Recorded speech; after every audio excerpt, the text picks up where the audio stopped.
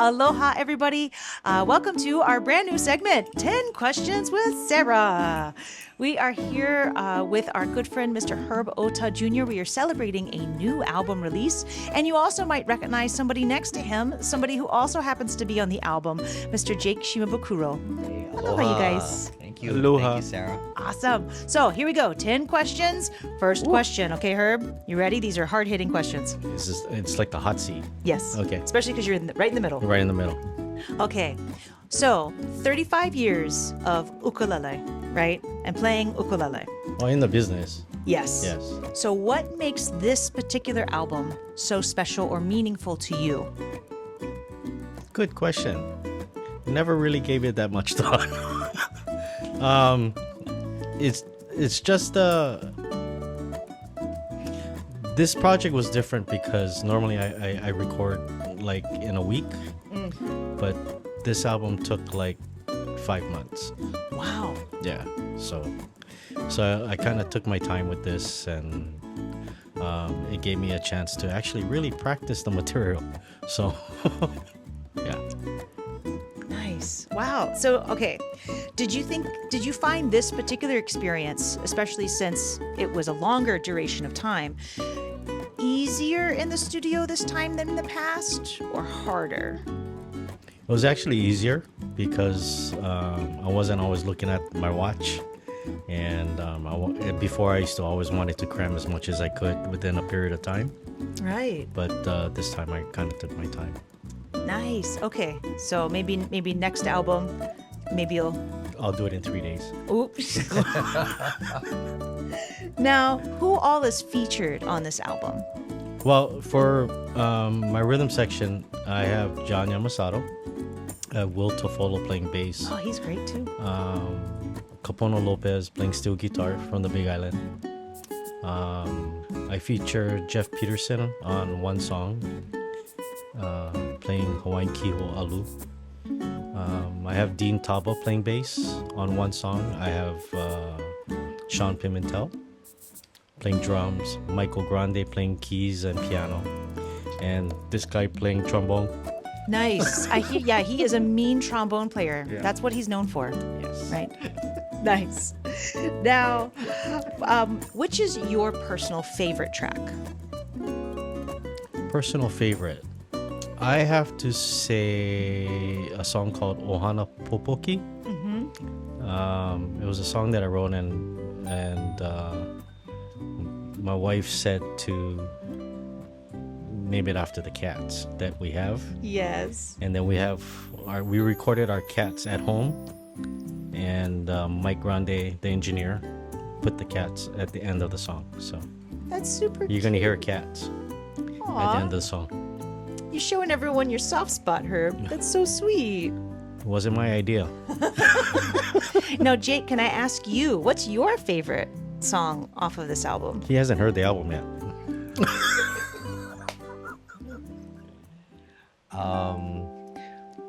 Herb does this beautiful arrangement of Looking Through the Eyes of Love.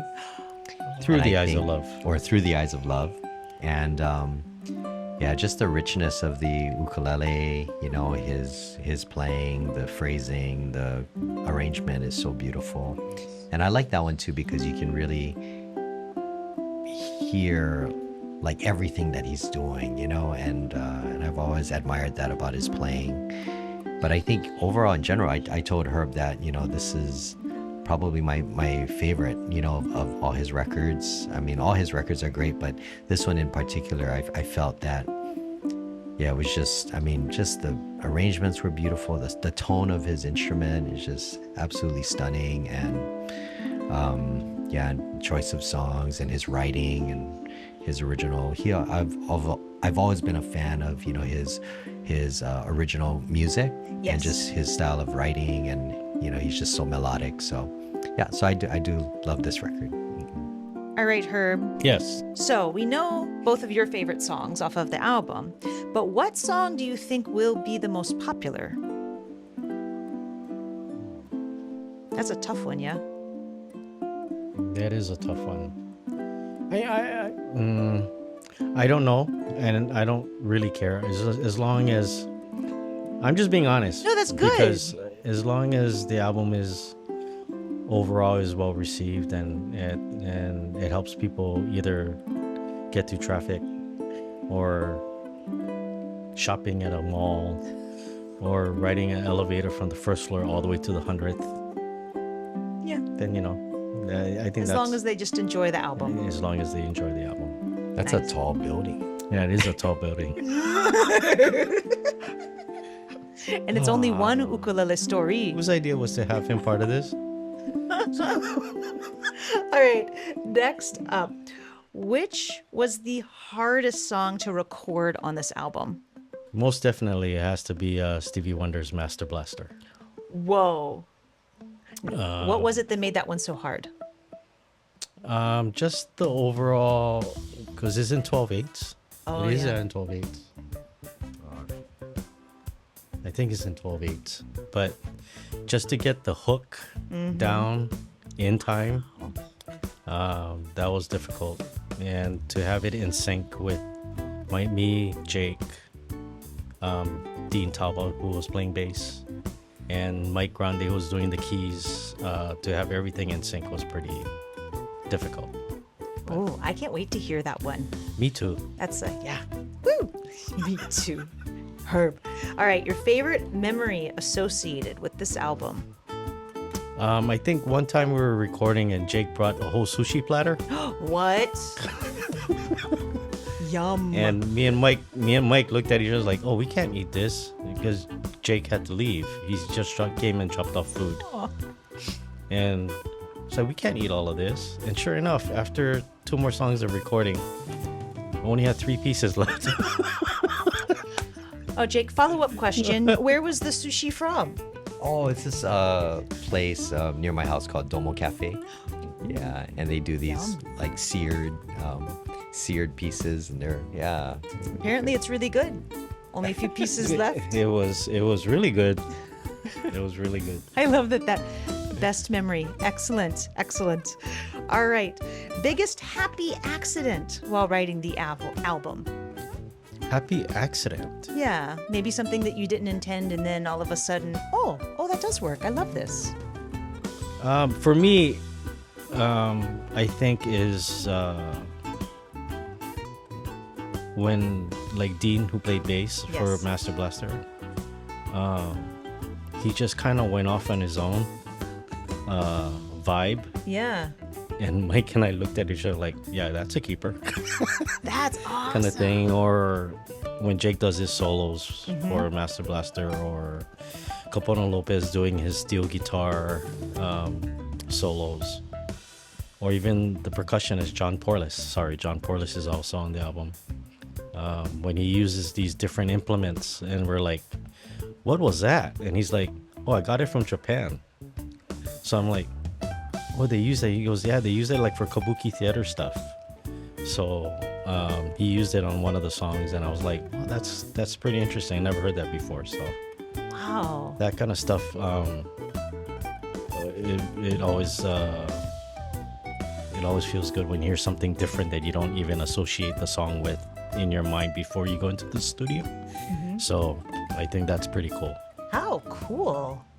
Now, will you be teaching any of these songs to students? Like, can people learn these songs, you think, later? You thinking about your cruise?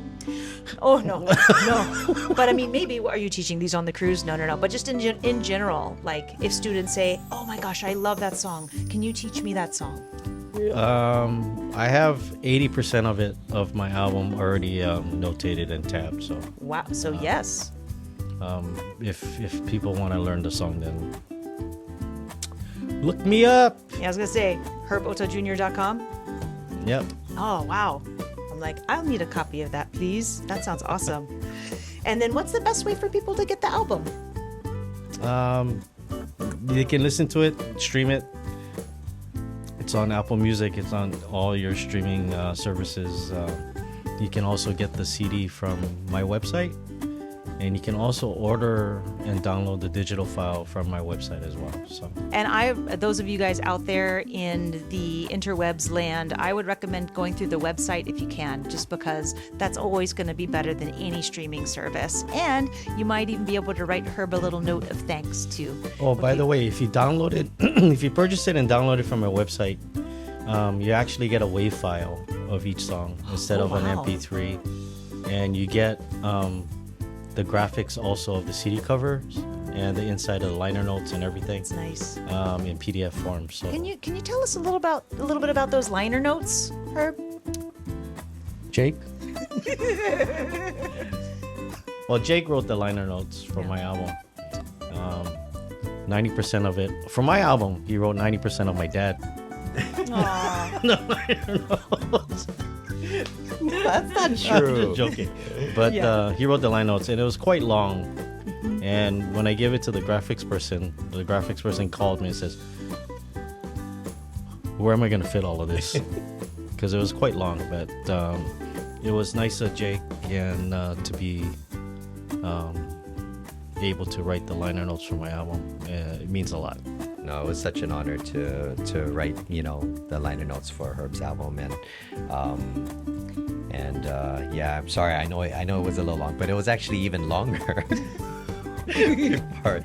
So I had to cut a lot of things out, but yeah, I mean, there's just so many things that I wanted to include in there because Herb and his dad, they've played such a significant role in my life and why I play the ukulele today, so I think My that- dad, yes, maybe.